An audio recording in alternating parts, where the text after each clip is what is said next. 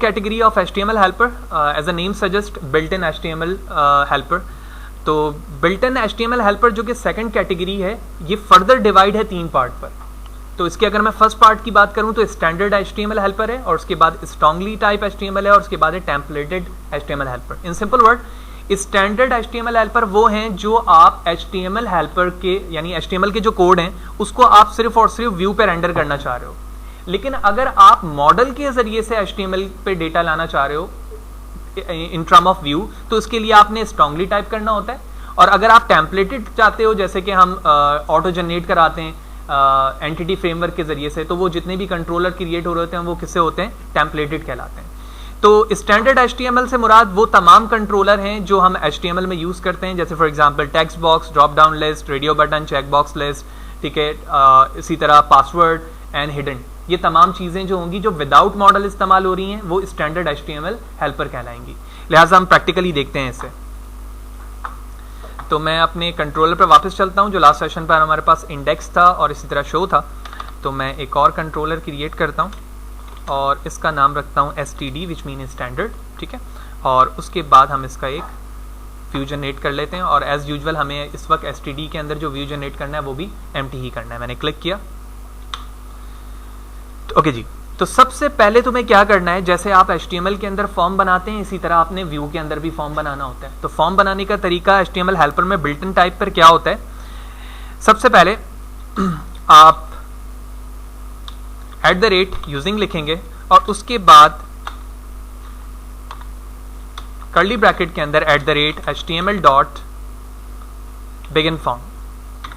तो ये starting stage बता रहा है कि आपका फॉर्म यहां से क्या होने लगा है, स्टार्ट होने लगा है। इसके बाद आप स्मॉल ब्रैकेट ओपन क्लोज करेंगे और यहां पर आप डिफरेंट पैरामीटर डिफाइन करेंगे। यानी सबसे पहले आपके कंट्रोलर का नाम, आपके एक्शन मेथड का नाम, उसके बाद आपके कंट्रोलर का नाम, एंड फाइनली आप यहां पर बताते हैं कि आप किस मेथड को फॉर्म पे यूज करना चाहते हैं, गेट मेथड को या फिर पोस्ट मेथड को।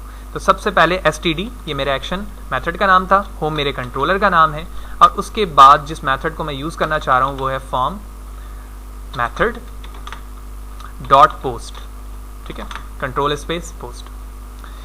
तो ये चीजें यहां पर हो गई, और उसके बाद not a curly bracket, small bracket,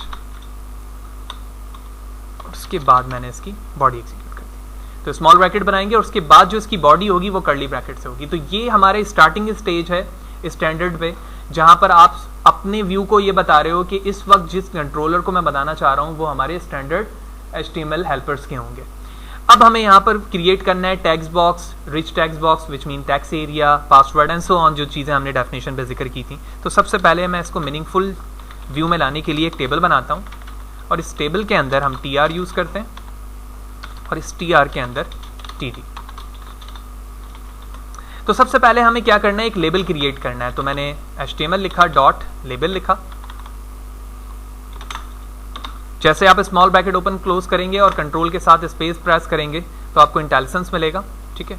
तो इसमें आप क्या बता सकते हो HTML हेल्पर में कि इसकी वैल्यू क्या है और इसका टेक्स्ट क्या है, ठीक है। तो मैंने यहाँ पर लिखा नेम, कॉमा, और आप देख रहे हो इंटेलिजेंस में स्ट्रिंग एक्सप्रेशन के बाद आपको ऑब्जेक्ट HTML एट्रीब्यूट किया है। तो मैंने दूसरी वैल्यू भी यहाँ पर एट्रीब्यूट पे लिख दी, ओनली नेम, और ब्रैकेट क्लोज कर दी। तो इस वक्त एक हेडिंग बन चुकी है इन टर्म ऑफ लेबल, जिस पे क्या लिखा आएगा, नेम। मैंने इसी td को कॉपी किया, नीचे पेस्ट किया, और इस लेबल की जगह मैंने लिखा टेक्स्ट बॉक्स, ठीक है। आप इंटेलिजेंस देखना चाहते हैं तो बॉक्स के बाद कंट्रोल स्पेस प्रेस करेंगे तो स्ट्रिंग नेम है, 7 इसके ओवरलोडेड फंक्शंस हैं, ठीक है, जिसमें हम normally text box, object value और इसी तरह ऑब्जेक्ट HTML एट्रीब्यूट भी इस्तेमाल करते हैं, जिस एट्रीब्यूट के अंदर बताना चाहते हो कि एक्चुअली इसकी क्लास का नाम क्या है, प्लेस होल्डर क्या है, कॉलम विड्थ और हाइट क्या होगी, एक्सेट्रा। तो सबसे पहले मैंने लिखा इसका नाम टेक्स्ट बॉक्स, ठीक है। कुछ टेक्स्ट आप इस पे चाहते हैं तो आप देख रहे हो ऑब्जेक्ट वैल्यू, तो मैंने इसको कर दिया नल। उसके बाद HTML एट्रीब्यूट है, तो न्यू लिखने के बाद आप कर्ली ब्रैकेट ओपन क्लोज करेंगे और इसके अंदर आने के बाद आप क्लासेस बताएंगे इसकी। तो मैंने फॉर एग्जांपल क्लासेस पे इसका नाम रख दिया text box, comma, place holder, ठीक है, जो आप इस पे शो करवाना चाह रहे हो, और इस पे लिख दिया मैंने एंटर योर नेम, ठीक है। आप कोई भी मीनिंगफुल नाम रख सकते हैं। That's it. तो हमने अभी तक जो चीज़ें क्रिएट की हैं उसमें लेबल है, और लेबल के बाद हमारे पास क्या है, टेक्स्ट बॉक्स है, जिसके ज़रिए से हम एक एट्रीब्यूट यूज़ कर रहे हैं उसमें, और साथ ही साथ उसमें एक प्लेस होल्डर इस्तेमाल कर रहे हैं। तो ब्रैकेट क्लोज करते हैं, लास्ट में small bracket, control S, program को रन करते हैं और देखते हैं कि हमारे पास लेबल और text box in term of form किस तरह से विजिबल हो रहा है। देख रहे हैं कि हमारे पास नेम, ठीक है, जो लेबल पे मौजूद था, और इसी तरह टेक्स्ट बॉक्स है और उसमें प्लेस होल्डर भी वैसे ही मौजूद है जिस तरह से हम लिखते हैं, और वो चीज़ वैनिश हो जाती है। Back to work. तो पहली चीज़ हमारी यहाँ पर मुकम्मल हो गई। अब हमें एक सिस्टमेटिक तरीके से चलना है ताकि हमें बार बार कोड लिखने की ज़रूरत ना हो, सिर्फ उसी स्पेसिफिक एरिया में हो जहाँ पर हम चाहते हैं। लिहाजा मैंने इस TR को कॉपी किया, पेस्ट किया, similarly again paste and again paste. कुछ एंटर प्रेस कर लेते हैं ताकि गैप रहे। अब हमें टेक्स्ट एरिया करना है, तो लिहाजा मैं यहाँ पर गया और मैंने टेक्स्ट एरिया ले लिया, जिसको हम रिच टेक्स्ट बॉक्स से भी इंडिकेट करते हैं। और यहाँ पर कुछ वैल्यूज़ आ जाएंगी, जैसे मैं प्लेस होल्डर को हटा देता हूँ और यहाँ पर हम कर देते हैं कॉल्स, ठीक है, कि हमें नंबर ऑफ़ कॉलम्स कितनी चाहिए, तो मैंने 12 लिख दिया। और इसी तरह रॉज हमें कितनी चाहिए इसमें, ठीक है, तो वो भी मैंने 12 लिख दिया, ठीक है। और आप चाहें तो यहाँ पर according to the need description आप यहाँ पर चेंज कर देंगे, मैं इस वक्त नहीं कर रहा हूँ। इसी तरह तीसरी चीज़ हमारे पास क्या हो सकती है, चेक बॉक्स, रेडियो बटन। तो रेडियो बटन के लिए हम यहाँ पर आते हैं और रेडियो बटन लिखते हैं, और उसके बाद हम इंटेलिजेंस में चीज़ें देखेंगे तो हमें बेहतर तरीके से चीज़ें। सबसे पहले स्ट्रिंग नेम है और ऑब्जेक्ट वैल्यू। तो स्ट्रिंग नेम पर मैंने लिख दिया मेल, ठीक है, और इसी तरह हम इसकी वैल्यू भी चाहते हैं अगर आप ट्रू में देना, ठीक है, जैसे इंटेलिजेंस में आप ऑब्जेक्ट वैल्यू देख रहे हो, अगर आप कोई ऑब्जेक्ट वैल्यू बताना चाहते हो वो भी आप, जिसके ज़रिए से आप फ्यूचर में से कॉल करोगे। और तीसरी वैल्यू है बुलियन इज चेक्ड, यानी आप डिफ़ॉल्ट तौर पर अगर किसी चीज़ को चेक दिखाना चाहते हो तो आप उसे क्या कर दोगे, यहाँ पर ट्रू कर दोगे। इसी तरह मैंने ये चीज़ मेल के लिए की है, तो मैंने इसे कॉपी किया, कॉपी करने के बाद नीचे पेस्ट करता हूँ और इसे कर देते हैं हम फीमेल, कॉपी पेस्ट, और इसे कर देते हैं फॉल्स, ठीक है। अब मसला ये है कि जो काम आपने यहाँ पर किया है वो सिर्फ और सिर्फ उस बटन के लिए किया है जो रेडियो बटन के फॉर्म पर बनकर आता है, इससे पहले ना बाद में कोई टेक्स्ट मौजूद नहीं है। यार टेक्स्ट लिखने के लिए एक तरीका तो ये है कि आप हार्ड कोडेड डायरेक्टली यहाँ पर मेल और इसी तरह यहाँ पर फीमेल लिख दें। आप चाहते हैं कोई और टैग स्पैन यूज़ करना या फिर डिव यूज़ करना, वो भी कर सकते हैं, इसको इनलार्ज कर सकते हैं। दूसरा तरीका ये लेबल का भी है कि आप डायरेक्टली इस लेबल को यहाँ पर इस्तेमाल करके जो टेक्स्ट विजिबल कराना चाहते हैं वो आप कर सकते हैं। लिहाजा चेक करते हैं अपने प्रीव्यू को, कंट्रोल एस, पेज को रिफ्रेश करते हैं।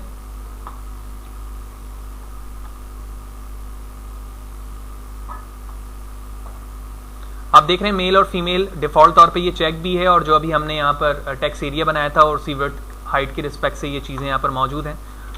आगे चलते हैं। जिस तरह से जो काम मैंने यहाँ पर रेडियो बटन के लिए किया है, मैं इसी कोड को कॉपी पेस्ट करता हूँ नीचे, और यहाँ पर इसको हम रिप्लेस करेंगे किससे, चेक बॉक्स से। तो लिहाजा मैंने यहाँ लिखा चेक बॉक्स, इसी चीज़ को कॉपी किया, पेस्ट किया, और हमने यहाँ पर लिख दिया सिटी 1, सिमिलरली सिटी 2, ठीक है। इस टैग की इसमें ज़रूरत नहीं होती, आप कंट्रोल स्पेस प्रेस करके भी देख सकते हैं। तो आपने इसकी स्ट्रिंग एक्सप्रेशन बताया, और डिफ़ॉल्ट तौर पे जिस चीज़ को आप ट्रू या फॉल्स रखना चाहते हैं वो भी कर सकते हैं। अगर ज़रूरत नहीं है तो इस एट्रीब्यूट को आप यहाँ से हटा देंगे। कंट्रोल एस करके पेज पर आते हैं, पेज को रिफ्रेश करते हैं।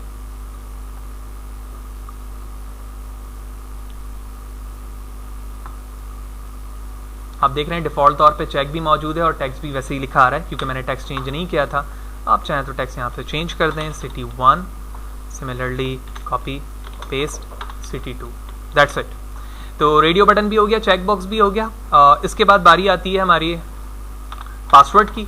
तो लिहाजा पासवर्ड के लिए हम यहाँ पर आएंगे और जहाँ पर टेक्स्ट बॉक्स लिखा हुआ है हम उसकी जगह लिखेंगे पासवर्ड, ठीक है,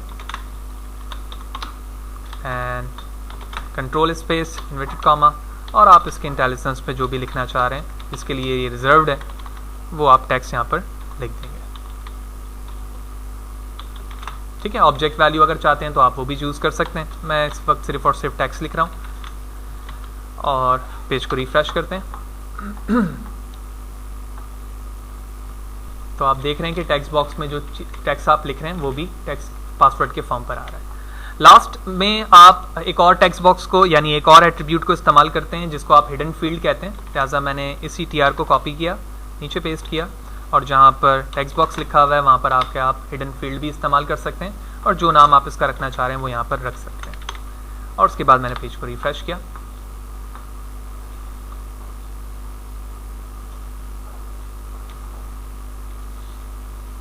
तो आप देख रहे हैं कि नेम है, उसके साथ वो हिडन फील्ड यहाँ पर शो नहीं हो रहा है, और हिडन फील्ड के लिए जिस तरह हम HTML में इस्तेमाल करते हैं वही हिडन फील्ड यहाँ पर भी इस्तेमाल हो रहा है।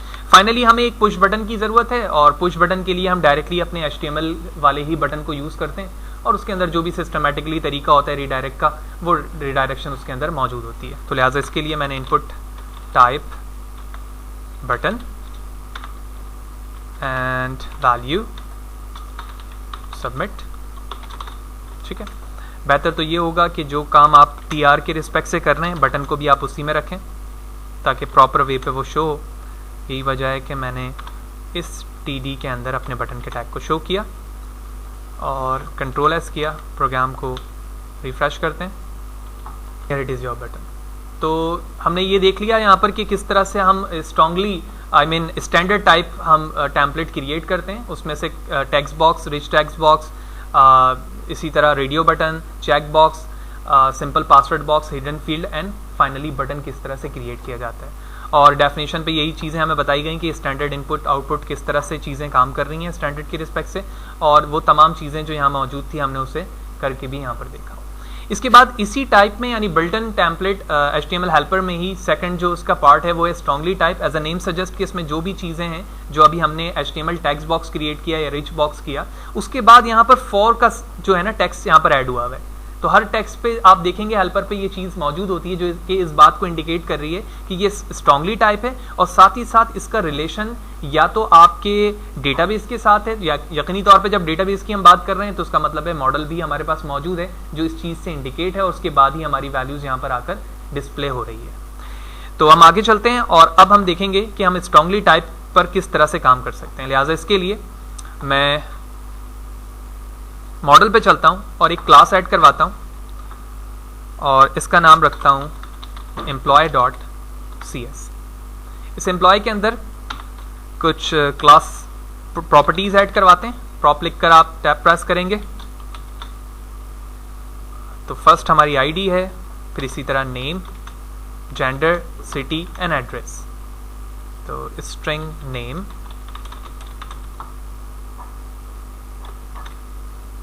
String gender, string cities, string gender, city and address. ठीक है, तो ये हमारा एक मॉडल बन गया। मॉडल बनाने के बाद प्रोजेक्ट को बिल्ड करते हैं। बिल्ड करने के बाद हम अपने कंट्रोलर पर चलेंगे और यहाँ पर जाने के बाद हम एक और एक्शन मेथड क्रिएट करते हैं। तो कॉपी करता हूँ मैं, कॉपी करने के बाद मैंने पेस्ट किया और जहाँ पे स्टैंडर्ड लिखा हुआ है हम स्टैंडर्ड से पहले STGB लिखते हैं, विच मीन स्ट्रॉन्ग स्टैंडर्ड। ठीक है, इसके बाद हम राइट क्लिक करेंगे, ऐड व्यू पर जाएंगे और अब बारी हमारी क्या है कि हम एम्प्टी मॉडल विदाउट नहीं बल्कि एम्प्टी तो लेंगे लेकिन विद मॉडल लेंगे। क्यों? क्योंकि हम स्ट्रांगली की तरफ मूव कर रहे हैं और हमारे मॉडल का नाम जो अभी मैंने ऐड करवाया वो क्या है, एम्प्लॉय। लिहाजा मैंने इसे यूज करते हुए एक मॉडल ऐड करवा दिया।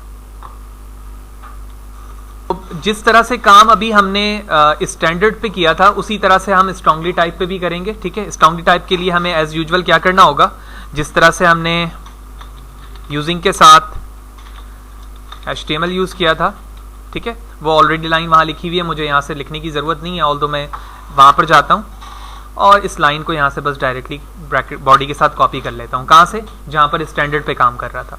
अब मैं यहाँ पर आके इसी लाइन को पेस्ट कर देता हूँ। अब चेंजेस की क्या ज़रूरत है, जो एक्शन मेथड आपका नाम है उससे रिप्लेस कर देंगे। वहाँ STD थी, यहाँ पे STD है, उससे मैंने रिप्लेस कर दिया। उसके बाद बॉडी क्लोज की और उसके बाद मैंने यहाँ पर भी एज यूजुअल टेबल क्रिएट की, TR, और इसके अंदर TD क्रिएट कर दी। अब सबसे पहले हमें क्या करना है, लेबल क्रिएट करना है। तो लेबल के लिए हम क्या करते हैं, HTML.label। तो ये लेबल जब तक मैं लिख रहा था इसका मतलब ये था कि मैं स्टैंडर्ड टाइप पर हूँ, लेकिन जब लेबल 4 की तरफ मैं आऊँगा, कंट्रोल स्पेस करते हैं, तो इसका मतलब है कि अब मैं कहाँ जा रहा हूँ, स्ट्रांगली टाइप पे। तो मैंने लिखा लेबल 4। अब जब मैंने लेबल 4 लिखा है तो आप देख रहे हो जब मैंने व्यू क्रिएट किया है तो खुद ब खुद मॉडल के साथ हमारी एम्प्लॉय की जो क्लास थी वो इसमें ऐड हो चुकी है। लिहाजा इस आईडी के नेम को जो मैंने एम्प्लॉय क्लास के अंदर फर्स्ट प्रॉपर्टी पे लिखी है उसे ऐड करवाने के लिए आप स्मॉल ब्रैकेट ओपन करेंगे और उसके बाद लिखेंगे m सच दैट, ये एक वेरिएबल है और उस पर हमने लिख दिया मॉडल डॉट, और इंटेलिजेंस पे देख रहे हो सारे चीजें आ रही हैं आईडी नेम, तो यहां से मैंने आईडी ले ली। तो इसका मतलब ये हुआ कि अब स्ट्रांगली हेडिंग आ चुकी है कि यहां पर क्या डिस्प्ले होगी, आईडी डिस्प्ले होगी। ब्रैकेट मैंने यहां पर क्लोज कर दिया। सेम लाइन को कॉपी किया, टीडी में पेस्ट किया। अब यहां पर आईडी की वैल्यू लेकर आनी है, तो लिहाजा टेक्स्ट बॉक्स 4, ठीक है, तो टेक्स्ट बॉक्स 4 पे गया और अब जो वैल्यूज यहां पर एंटर की जाएगी उसको हम पोस्ट बैक इवेंट के जरिए से, जो HTTP पोस्ट हमारे होता है कंट्रोलर, वहां पर हम क्या करेंगे, उसको फंक्शनैलिटीज देंगे कि एक्चुअली जब ये तमाम वैल्यूज लिख ली जाएं तो बटन क्लिक पर होना क्या है, जो हम प्रीवियस सेशन पे ऑलरेडी देखते हुए हैं। जब हमने क्रूड ऑपरेशन किया तो एक व्यू हमारा HTTP गेट के लिए होता था और एक HTTP पोस्ट के लिए होता था। तो टेक्स्ट बॉक्स 4, अब टेक्स्ट बॉक्स 4 में वैल्यूज कहां से आएंगी, model dot ID, control space ID की वैल्यू ले ली एंड दैट्स इट। तो ये आईडी के लिए चीज हमारी रिजर्व्ड हो गई। कॉपी किया मैंने इसे, पेस्ट किया। तो अब आईडी के बाद हमारी बारी है नेम की, तो मैं यहां पर आता हूं, नेम, कॉपी, पेस्ट, और तो स्पेलिंग यहां पर हमारे स्मॉल एन के साथ है, तो हम इसको रिप्लेस करते हैं स्मॉल एन से। तो नेम के लिए भी ये चीज़ें रिजर्व्ड हो गई।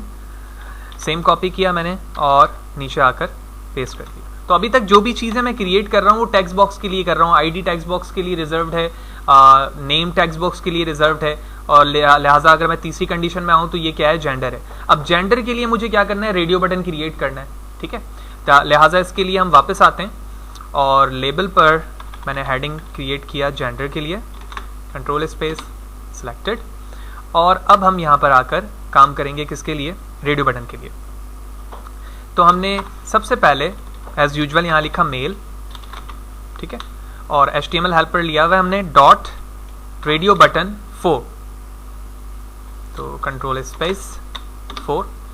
अब 4 की वैल्यू किस तरह से लिखेंगे, बिल्कुल इसी फॉर्म से जिस फॉर्म पर हमने अभी ऊपर वैल्यू लिखा है। तो m such that model dot gender, comma, inverted comma, और उसके बाद हमने उसकी वैल्यू दे दी जिस तरह से हम वहां पर स्टैंडर्ड पे दे रहे थे, और उसके बाद हमने ब्रैकेट क्लोज कर दी। तो ये चीज जेंडर के लिए हो गई। कॉपी करता हूं, paste, gender male and gender female, same name for here and that's it. Check करते हैं रिव्यू प्रीव्यू पे, पेज को रिफ्रेश करता हूं, देख रहे हैं कि बिल्कुल उसी तरह से काम कर रहा है जिस तरह से स्टैंडर्ड से चीजें आ रही थी, और इसी तरह से हमारी स्ट्रांगली टाइप भी उसी तरह से व्यू को जनरेट कर रही है। तो 3 चीजें हमारी हो गई एम्प्लॉय क्लास के जरिए से। सिटी पर हम कोशिश करते हैं चेक बॉक्स को लेकर आए, और उसके बाद एज यूजुअल हम टेक्स्ट बॉक्स पर इसे भी विजिबल करवा देते हैं। तो व्यू पे वापस चलते हैं। सेम कोड जो इसके लिए था मैंने कॉपी किया, नीचे पेस्ट किया। जेंडर के बाद हमारे पास है सिटी, ठीक है। फर्स्ट टेक्स्ट में मैं सिटी 1 लिख देता हूँ एंड सिटी 2। रेडियो बटन की जगह check box 4, copy, paste, control not city and city. ऐसे ही आप देख रहे हैं कि इस पे एरर मौजूद है, और जब मैं इस पे होवर करता हूं तो कह रहा है cannot implicitly convert type string to bool, क्योंकि जो हमारे पास चेक बॉक्स है, अगर मैं चाहता हूं कि सिटी की selection as a boolean type हो, तो हमें अपनी क्लास से जो हमने डिक्लेरेशन की है स्ट्रिंग सिटी, उसको मुझे बूल करना होगा, ताकि सिलेक्शन पर हमें बाद में हमारे पास काम आए कि एक्चुअली इस चेक बॉक्स पे यूजर ने चेक किया है या चेक लगाया या नहीं लगाया। लिहाजा इसके लिए मैं अपनी क्लास पे वापस चलता हूँ, और आप देख रहे हैं कि सिटी यहाँ पर स्ट्रिंग है, और मैं ऐसे कर देता हूँ बूल टाइप। बूल करने के बाद बिल्ड करता हूँ अपने प्रोजेक्ट को। बिल्ड करने के बाद वापस चलते हैं अपने व्यू पर, और व्यू पर आने के बाद इट्स बिल्ड सक्सीड, और आप देख रहे हैं कि हमारा एरर जा चुका है। प्रोग्राम रन करता हूँ, और उसके बाद देख रहे हैं आप कि यहाँ पर वो चीज़ें वैसे ही डिस्प्ले होना शुरू हो गई एज यूजुअल जैसे हो रही थी। लास्ट हमारे पास एट्रीब्यूट एड्रेस का है तो उसके लिए हम टेक्स्ट बॉक्स इस्तेमाल करना चाहते हैं तो हम टेक्स्ट बॉक्स कर सकते हैं। तो मैंने यहाँ पर इसे टेक्स्ट बॉक्स 4 कर लिया, ठीक है। और यहाँ पर आने के बाद हम चाहें तो एड्रेस डायरेक्टली ले लेते हैं, कॉपी पेस्ट, ठीक है। आप चाहें तो यहाँ पर रिच टेक्स्ट बॉक्स के लिए भी काम कर सकते हैं। आपको पता होना चाहिए कि उसका आसान तरीका ये है कि अगर मैं टेक्स्ट बॉक्स 4 लिख रहा हूँ तो यहाँ पर जाके हम डेटा एनोटेशन के लिए भी इस्तेमाल कर सकते हैं कि मल्टी लाइन इनेबल हो जाए। ये हम प्रीवियस सेशन पे डिस्कस कर चुके हैं कि डेटा एनोटेशन क्या है, किस के ज़रिए से आप रिस्ट्रिक्शन यहाँ पर डिफाइन करते हैं। तो वो भी काम आप कर सकते हैं कि एड्रेस के लिए मल्टी लाइन पर आ जाए, या फिर आप टेक्स्ट एरिया भी इस्तेमाल कर सकते हैं जो हम देख चुके हैं।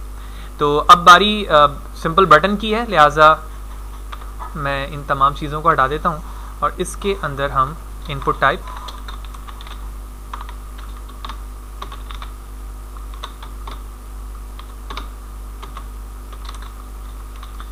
वैल्यू सबमिट, ठीक है। कंट्रोल एस, पेज को रिफ्रेश करते हैं। लेट्स सी, प्रीव्यू रेडी हो चुका है, लेकिन अभी तक हमें वो डिफरेंस समझ में नहीं आया कि एक्चुअली जो काम हमारा स्टैंडर्ड के जरिए से हो रहा था वही हमारा स्ट्रॉन्गली टाइप से भी हो रहा है। लेकिन आपको याद होगा जब हम प्रीवियस सेशन पर ऑथेंटिकेशन पे काम कर रहे थे या इससे रिलेटेड जो भी हमारा काम था प्रीवियसली, वो हमेशा जब भी आप किसी गेट या पोस्ट के बेस पर काम करते थे तो सेम नेम से 2 मेथड बना करते थे। जैसे यहाँ पर एक सिस्टम एक सेपरेट मेथड का है, तो लिहाजा मैंने इसे कॉपी किया, नीचे पेस्ट किया, ऊपर वाले मेथड को जिसके जरिए से अभी हमने क्या बनाया था, व्यू बनाया था, तो HTTP गेट के लिए मैं इसको रिजर्व करूंगा और सेकंड मेथड जो है वो हमारा HTTP पोस्ट के लिए होगा।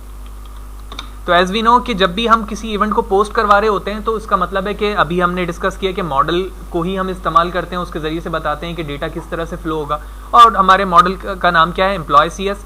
तो अब यहाँ पर आकर मैं उसको यूज करूंगा, ठीक है, और उसका नाम मैंने रख दिया एम्प्लॉय। कंट्रोल डॉट प्रेस करते हैं और नेम स्पेस ऐड करवाएंगे एंड एवरीथिंग इज ओके। अगर आप इस सिस्टमैटिक तरीके से यहाँ पर आकर आप इंस्पेक्ट करें, इसे चेक करें, तो आप देखेंगे कि जैसे ही आप बटन प्रेस करेंगे तो यहाँ पर आके वो तमाम वैल्यूज आपकी आ चुकी होगी जो आप पोस्ट इवेंट से यहाँ पर आकर क्या कर रहे होंगे, सिलेक्शन करने के बाद सबमिट कर रहे होंगे। कि तो जो भी प्रोफेशनली इस्तेमालात थे यानी HTTP गेट के और पोस्ट के हम प्रीवियस सेशन पे देख चुके हैं। यहाँ पर सिर्फ और सिर्फ ये तमाम मेथड्स को बताने की वजह सिर्फ और सिर्फ हेल्पर के इस्तेमालात थे। हम जानते हैं कि हमने ऑथेंटिकेशन पे भी ये काम किया था कि एक्चुअली जब हमारे पास लॉगिन का पेज होता था तो हम गेट कैसे करवाते थे और पोस्ट करवा के किस तरह से रिडायरेक्ट करवाते थे और इसी तरह sign up and so on.